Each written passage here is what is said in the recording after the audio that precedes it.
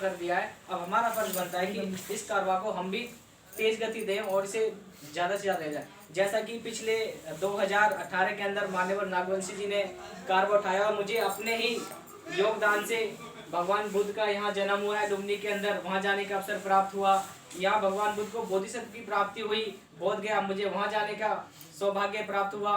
और यहाँ तथागत गौतम बुद्ध का परिनिर्वाण हुआ, मुझे वहाँ भी जाने का अवसर प्राप्त हुआ। और वह बहुत से जीवन में लोग गए हैं, प्लान बनाए, लेकिन वह नहीं जा पाए। लेकिन ये सारे मेरे इसी जीवन में, छोटे से जीवन में मान्यवर नागवंशी जी ने करके दिखाया, जो मुझे वहाँ लेके।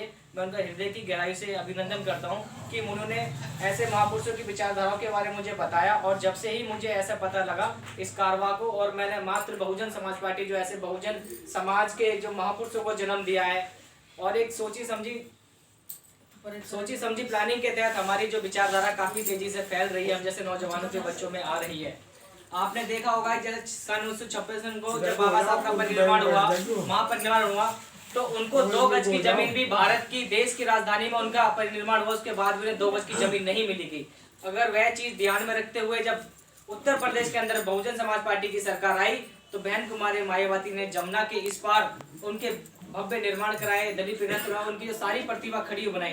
क्योंकि जब उनको 2 गज जमीन नहीं दी गई, तो उसके सहदीस के तहत बहन जी ने इधर बनाए। जब उनके मुर्दे इधर पड़े हैं, तो हमारे सारे बहुजन महापुरुष खड़े हुए और चेतावनी देने खड़े हो गए। ये हमारी आइडियोलॉजी है, विचारधारा है। जब तक हमें राजनीतिक सत्ता की तरफ भी ध्यान देना चाहिए, क्योंकि देश की राजधानी दिल्ली में हम राजनीतिक सत्ता की तरफ इतनी भागीदारी नहीं निभा पा रहे।